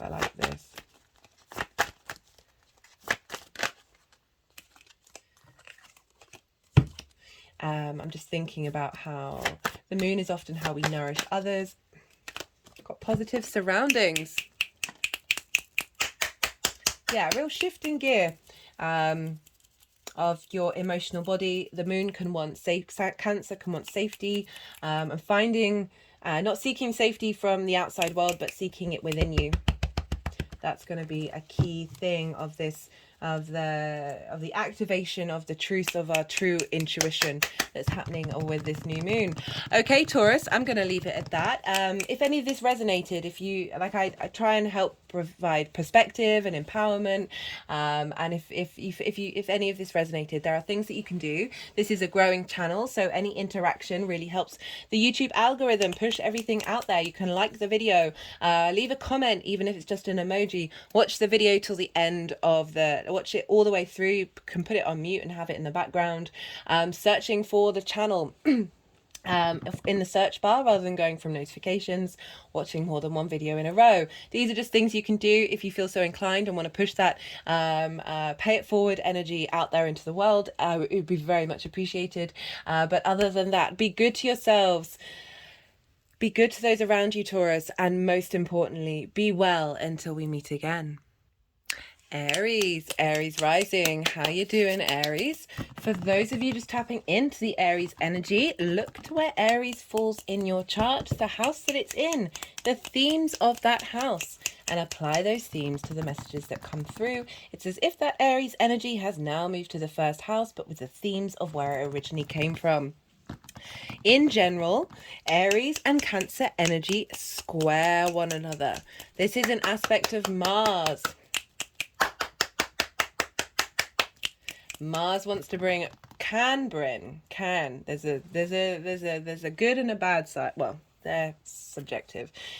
Mars can bring about conflict, drama, frustration, winning at all costs. It's because these two energies are of the same modality. They're both cardinal energy, and they're pushing against one another. Try doing that with your fingers and push really hard. You just feel the friction between the two.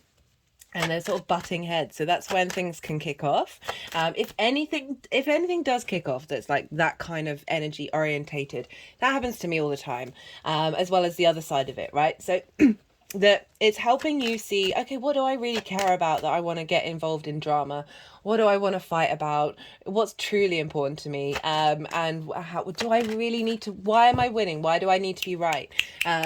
Where can I find compromise? So Mars also is, a square is also really intense manifestation energy. It's a hard aspect.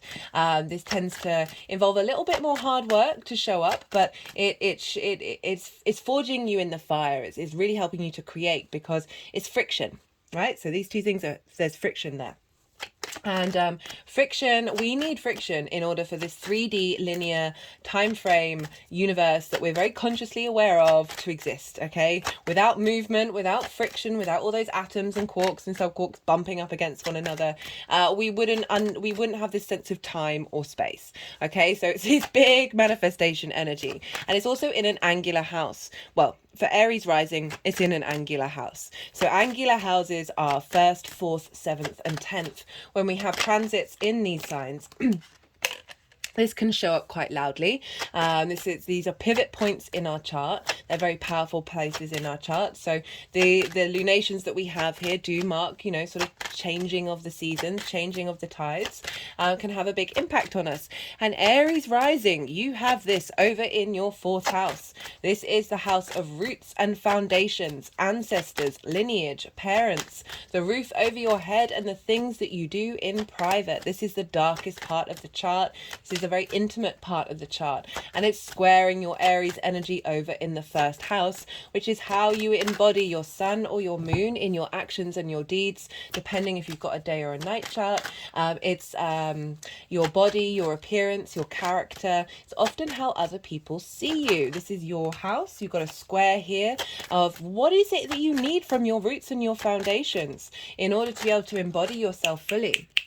Okay, we've got Pluto opposite this moon over in your 10th house of career, life purpose, how the outside world sees you and your reputation, helping clear blockages linked around those things and dig up some gold of, okay, where am I headed? What do I want? How is the outside world seeing me?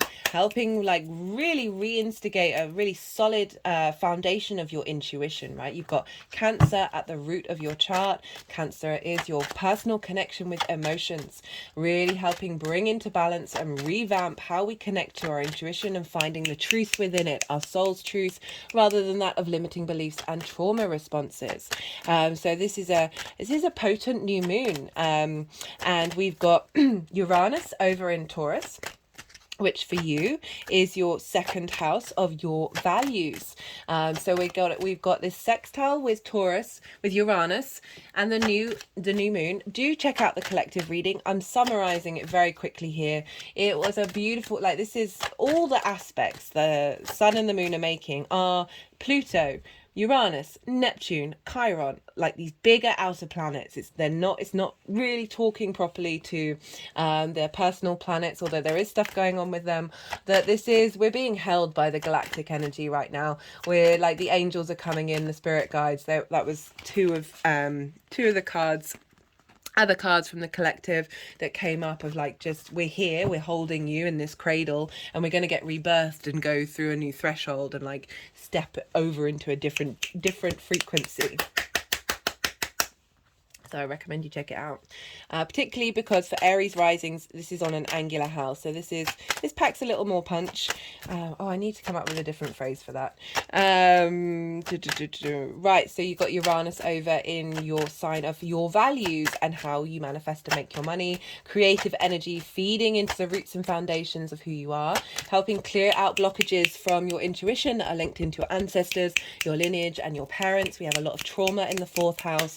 So you may have had a lot of emotional blockages that this new moon very much feels like it's facilitating a way outside of a very personal paradigm while still being able to embody the personal experience. We've got Neptune over in Pisces in your 12th house, your hidden house of mysteries, and of its trauma responses, limiting beliefs there, as well as magic. So that is trining this moon and the sun.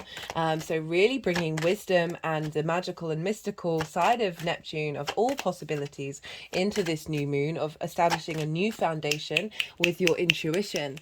We've also, and that is sextiling Pluto over facilitating the transformation of where you're headed, what your life purpose is.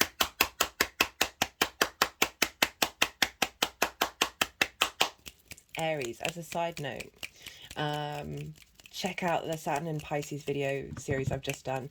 That Aries reading, whoo, that was so vibrant. That was everything. It was just, I don't have words for it. It made me very happy. Also very much recommend the Jupiter transit video and the Venus retrograde, because she's playing a big role for us all. Right, so the nodes are moving into your sign, Aries, on the day of this new moon. Okay, this is going to be my next transit video I'm going to do, is on the nodes. You got the North Node moving into your sign, Aries, and the South Node into Libra, which for Aries rising, that is the sign of the house of intimate relationships, business partners, one-to-one clients, as well as friends. And so we've got a whole new shift happening around this new moon. And this new moon, the Cancer and Capricorn areas of your chart are going to be squaring all of these eclipses for the next 8 months. I'll be talking about that a lot more in the node,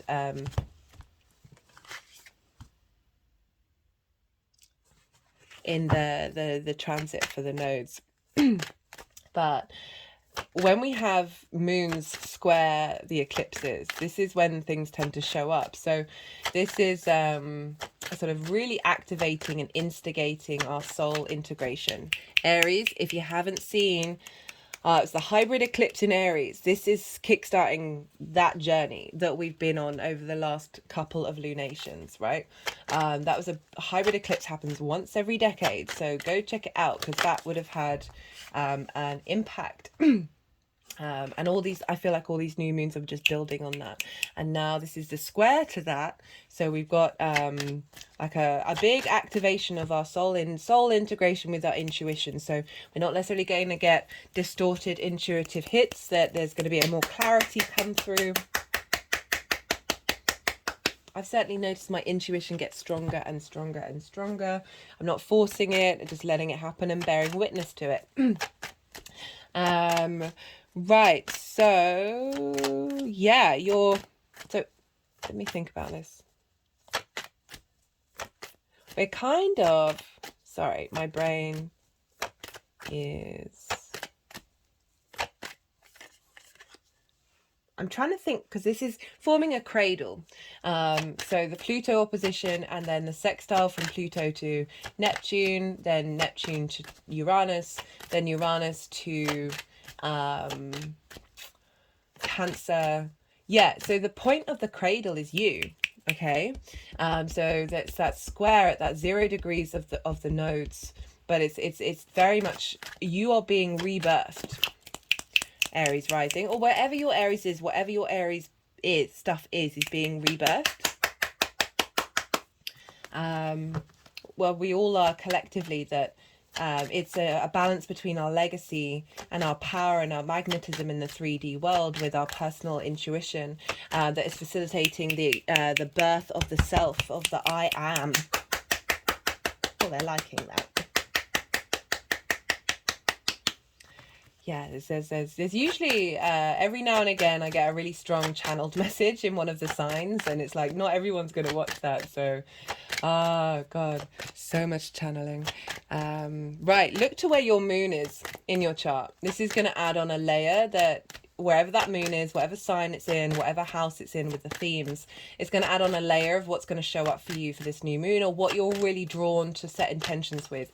If you're watching this after the event, you're not going to miss out on the messages. You're not going to miss out on the energy. It's all still floating around. Like, I don't feel like the universe works that way in terms of blocking us from that energy. I saw a friend yesterday who isn't into astrology, but he asked me about it because he's curious. He's actually quite open. And I was talking, like, he was like, okay, so what was going on for Cancer season for me? And I was like, well, that's your ninth house. He's a Scorpio rising. And he was traveling during he's traveling abroad, and you know, expanding his perspectives, and very much ninth house. And he's not looking into it. He's not following it, but it's still manifesting. So I really just want to highlight that for those of you watching after the event, or if you feel like you don't have any intentions that you want to set around the new moon, that it's not that you're missing out on the energy at all. We're then going to have Mars in Virgo opposing Saturn on the 20th of July. And you have Saturn over in your 12th house. Like, that was the reading that I said, go watch it, because that was electric. And then Mars will be in the 6th house of work, health and routine. So that's going to be a very poignant time of finding the motivation and the details and understanding of how you work, and how that's may have been blocked by limiting beliefs and trauma responses, and now you're able to bring in the magic to help facilitate Mars's motivation moving forward. Whoosh. We are then going to have Venus retrograde on the 22nd of July. This is in a fellow fire sign, Aries. This is trining your Aries energy. You have Leo over in your 5th house of creation energy. Venus loves being, that's why I was losing it a bit. In your last reading in the Saturn retrograde series, because Saturn is in the sign that it loves. Saturn's in the house that it loves being in. Mars is going to be in the house that it loves being in, and Venus is going to be in the house that it loves being in. So, like, you've got a lot of support over the next couple of months, that's for sure. Even if there may be difficult things, trust and believe that this is all for, like, this is great time to facilitate your direction. For Aries rising. So yeah, Venus is going to go retrograde in your 5th house of creation energy, the house of joy, your fun, your amusement, your pleasure, romance, short-term dating, children, but focus on your creation energy. What gives you a spring in your step? Cultivate that. You're revamping your sense of value around that, and bringing in harmony, and starting a whole 8-year new cycle on top of the nodes being in your signs. Love it. Love it, Aries. You can handle it. You got this. You're going to be refining your Libra energy as well. So, like, really harnessing and finessing your social harmony. Okay, these cards are being a bit resistant today. Let's see. So it reminds me, I should tell you, I'm pulling cards for 3 different piles. The first pile is kind of like what we've been working on since that full moon in Cancer at the beginning of the year, which that was, I mean, I feel like all of the readings are kind of timeless, the messages that come through, but that one felt incredibly powerful, felt very held and very nourished. And it felt like there was deep emotional healing going on with that. And so now we've been drawing that inwards, and the cards have really reflected that. In each of the signs so far. So the first part is sort of what we've been learning in that area of our lives and been cultivating, and then the second part is the energy of the moon itself, and the final pile is how this energy is manifesting moving forward.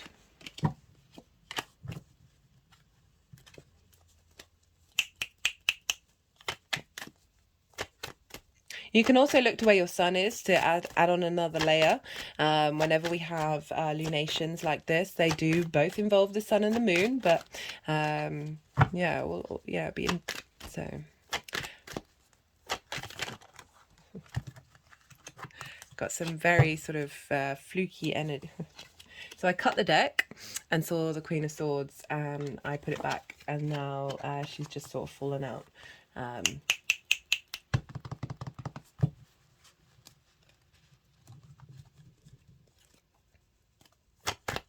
Okay, let's see what they want to do. Sometimes. Okay.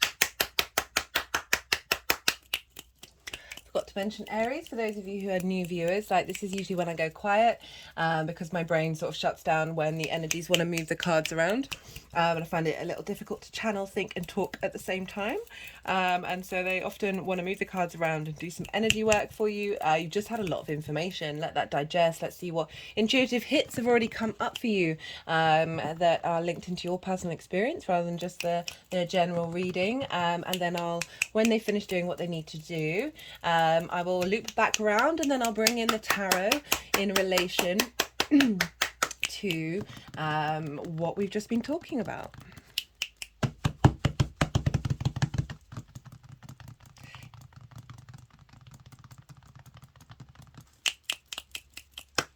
So if you think about that square with the fourth house, that we get a lot of trauma in the fourth house, but also we can be really good at getting things done at home, you know. So there's there's the flip side of, yes, there can be trauma there, but also at the same time, this is a place where we feel comfortable and we're able to then facilitate our embodiment of self.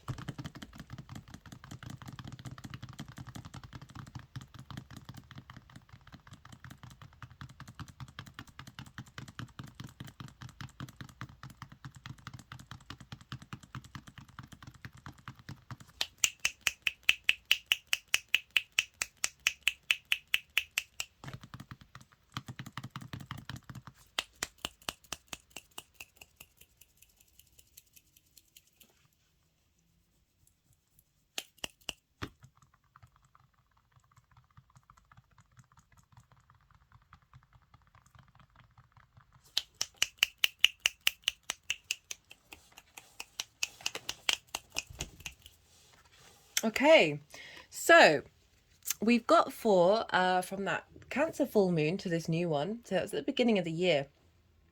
And I talked about how that Cancer full moon very much felt like we were letting go of stuff and that we were doing some very deep emotional healing. And this is kind of implying that you found some, you've been clearing out.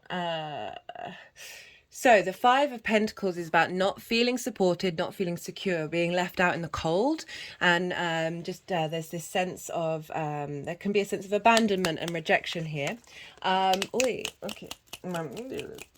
Sorry, my body's just doing weird things to that particular message.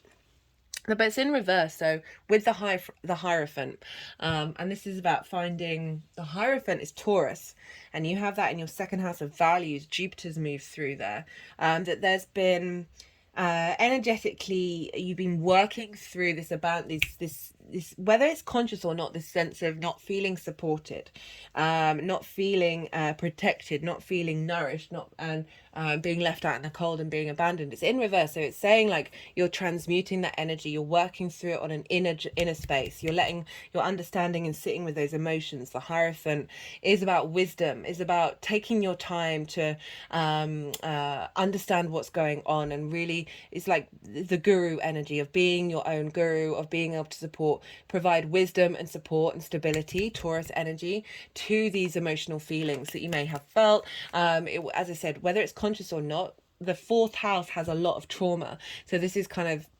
implying that there may have been a sense of scarcity in the home life, whether that is through money, food, emotional response mechanisms, all of that, I keep thinking of Jupiter and Uranus in the second, of helping you find the wisdom and understanding of why that may have blocked your ability to value yourself, your ability to manifest in this world, because of some deep-rooted limiting belief of scarcity that then gets recreated. That may be for some of you. For others, where this is not really ringing bells, this is very much like having the confidence to understand the journey that you've been on, and that seeing and reflecting back on that journey, and reflecting back on the roots and foundations that you have, and realizing you actually have a lot of innate wisdom and a lot of strength, and you're able to communicate that and embody that in your actions and your deeds, because that's squaring that Cancerian energy with Aries.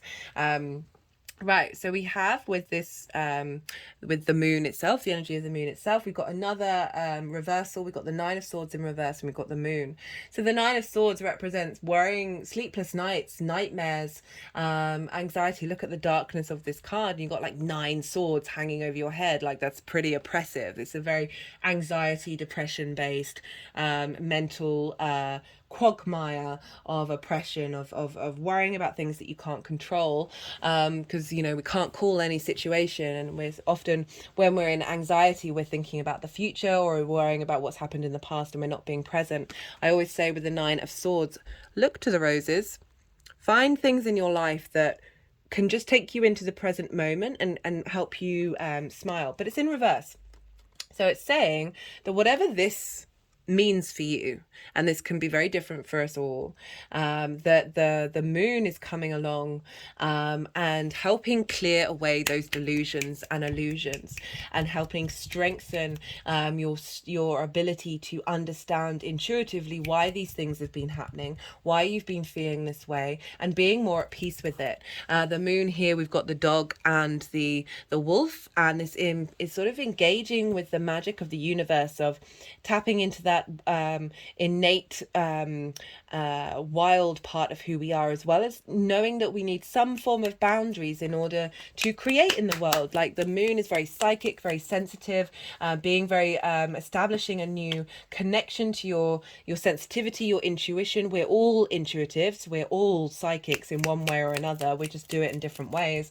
That this is saying, okay, we're getting a reboot, helping clear away this anxiety that has been blocking, maybe from limiting beliefs and trauma responses over scarcity, helping clear that away, or at least help you navigate that with strength. It doesn't necessarily mean it all goes away, but we have more perspective that isn't necessarily blocking our intuition from coming through. So very much getting the sense of there's some clarity coming out with your ability to utilize having Cancer in the 4th house, of that nourishment, of that ability to tap into your emotional intuition, and find sort of that sensitivity, that imagination, that creativity, of that intuition blossoming out into the world, and having a bit more perspective about the situation. As I said, like, the moon can be about delusions, and I really feel, because this is reversed, of this saying we're clearing away the misconceptions or the ideas that you have about certain things that aren't facilitating you in any way. Like, there's a letting go of things that, like, of ways of thinking and of ways of engaging with your emotional body, that is perpetuating a cycle of your mind being addicted to those emotions, right? I talk about that a lot on this channel. We've got, for the energy moving forward, we've got the 3 of Pentacles and the Queen of Swords. So I like this with the roots and the foundations. So this is about collaboration, rather than being left out in the cold, rather than being anxious. We're now, you are confident in the way that you express your intuition. Like, your spidey sense is a little, there's a clarity and understanding of your sensitivity at the root of foundations of who you are, and there's a sense of command and control, of mastery of what's going on. And when we embody that, we then draw towards us like-minded, not necessarily like-minded people, but people who have other things to offer in order to create something beautiful and long-lasting. This can be about finding inner harmony in your home space, finding harmony with the different parts of your lineage, your ego, your super ego, of how your intuition comes through you, finding mastery in the way that you express yourself emotionally. Perhaps there's collaboration at home in order to build a home that feels safe and beautiful and long lasting, but also potentially working with your ancestors and your lineage who have skills that they're able to communicate with you through your intuition. By having Cancer in the fourth house is very much tapping into the power of our lineage and of our ancestry, and we've got it with the Queen of Swords. She knows this is cultivating of ideas, right? So we've gone from the Nine of Swords where we're anxious. Queen of Swords isn't anxious. She may be a bit jaded because she's just been through the Nine of Swords. Like she's gone through some trouble, but if you notice, her head is above the clouds. She has a bird above her head, implying higher perspective. This is about cultivating and nurturing integral principles of your emotional body, and finding clarity and tending to, rather than you're in a space, rather than needing rather than getting swamped by all these different swords. So I really like the difference in that. If you notice here, the Queen of Swords, her hand is open and she's open to receive. So I feel like there's some downloads coming in that are going to facilitate the boost of this intuition and the roots of who you are.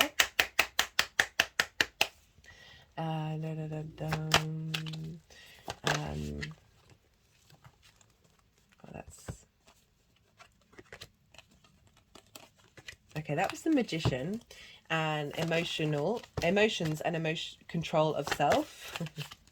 I can see you being very sensitive in your private space, and where that anxiety comes in, of like separating yourself from the collective as well. That's definitely, do check out the collective reading, because I talk about that a lot as well, that we're not just dealing with our own personal responses here, we're dealing with a lot of what's coming in from the collective. And Pluto over in your 10th house of life purpose is helping facilitate an understanding and a transformation of where you're headed and what you're doing, and really be able to let go of unfounded fears.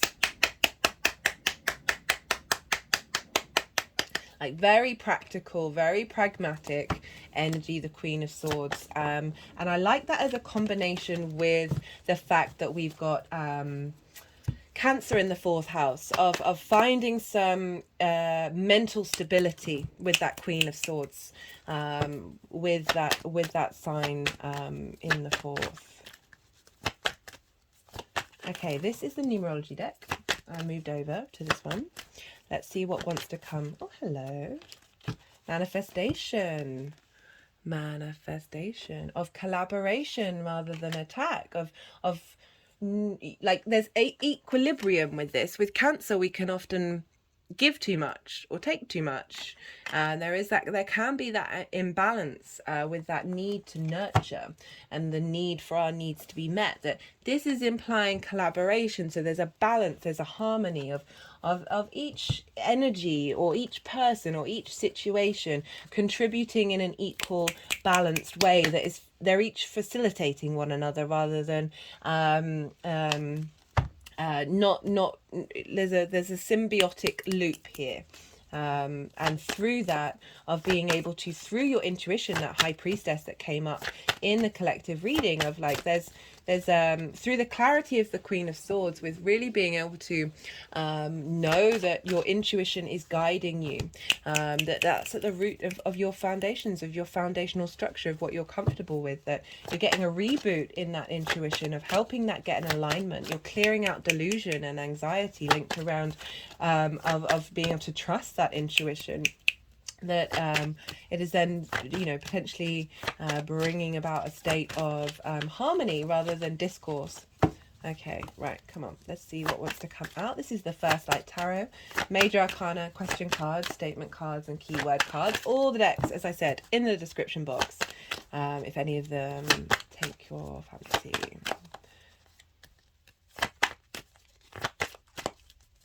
There's something going on there, like my hands are like, I don't want to hold the deck. There's a heaviness.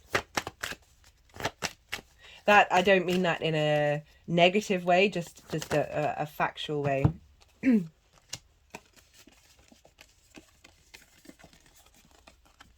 Got the Resistance card, Again, it's that square energy of, we've got preparation as well, that there might be a part of you that is resistant to this change of where the nodes are coming into your sign, that that's not really what I'm getting. What is this resistance energy? That there's a trauma, whether it's yours or not, whether it's your ancestors or not, your parent trauma, that is linked into this, and that with the fourth house, where it's where a lot of our trauma can come from, because between the ages 0 to 7 we're running around in unconscious mode and theta brainwaves, so everything that's going on we're sucking it up as like blueprints for how that manifests out in the world when we're older. That just getting the feeling like there's something of there's been a blockage that has helped you navigate other things in your life, right? That has actually been a blessing, but it can feel, like I said, I felt like there was a heavy energy that even though this isn't yours, it's part of your soul contract, okay? But the moon is coming along and saying, okay, you've done the prep work. You've done the prep work, and now we're shifting gear. Okay, I'm going to pull another card for you, because that was kind of representing, because whenever the fourth house comes up, I really start getting like weird ancestral shit come through. Sorry for swearing. I'm sure you won't mind, Aries.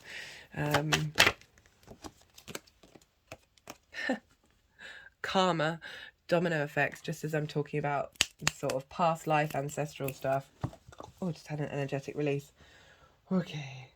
I still feel like...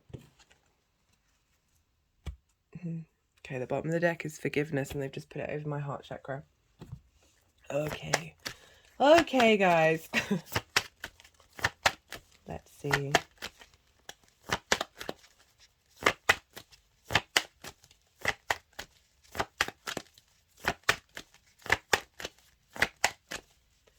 Final card for Aries.